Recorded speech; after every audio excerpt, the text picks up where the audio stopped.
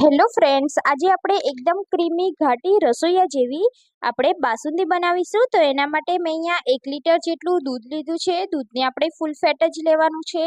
આપણે એને એક બોઇલ આવે ત્યાં સુધી તેને કૂક કરી લઈશું. બોઇલ આવી જાય પછી આપણે એમાં થોડા કેસરના તાતડા લઈ એમાં થોડું દૂધ એડ કરી અને આ રીતે કેસરને થોડીક વાર આપણે પલાળવા રાખી દઈશું. હવે આપણે એક બાઉલમાં 2 ચમચા જેટલું ફરી દૂધ લઈ લેવાનું છે. એને પણ આપણે સાઈડમાં રાખી દઈશું.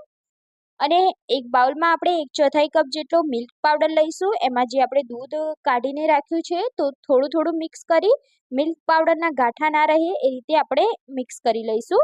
તો અહીંયા આપણું દૂધ ઉકળી ગયું છે, તમે જોઈ શકો છો. હવે આપણે તેમાં જે આપણે મિલ્ક પાવડરનું બેટર બનાવ્યું છે તે એડ કરી દઈશું અને મિક્સ કરી લઈશું. હવે આપણે કેસરવાળું દૂધ કાઢ્યું છે તે પણ આપણે આમાં એડ કરી દેવાનું છે, જેમાંથી કેસરનો સરસ એવો ફ્લેવર આવશે અને સરસ એવો કલર આવશે. તો તમે જોઈ શકો છો કેસર એડ કરતા સરસ એવો કલર આવી ગયો છે. તો દૂધને આપણે ઉકાળવાનું છે. તો હવે આપણે થોડા ડ્રાયફ્રૂટ્સ એડ કરીએ. તો એમાં મેં બદામ અને ઇલાયચી એડ કરી છે. તમે તમારા પ્રમાણે ડ્રાયફ્રૂટ્સ એડ કરી શકો છો. તો હવે આપણે સરસ રીતે ઉકાળીશું. એમાં આપણે અડધા કપ જેટલી ખાંડ એડ કરી દઈશું અને મિક્સ કરી લઈશું. દૂધ આપણું એકદમ ઘાટું થાય ત્યાં સુધી તેને ઉકાળવાનું છે. તો તમે જોઈ શકો છો દૂધ આપણું એકદમ ક્રીમી અને મલાઈદાર થઈ ગયું છે. હવે આપણે તેને સર્વિંગ પ્લેટમાં કાઢી લઈશું.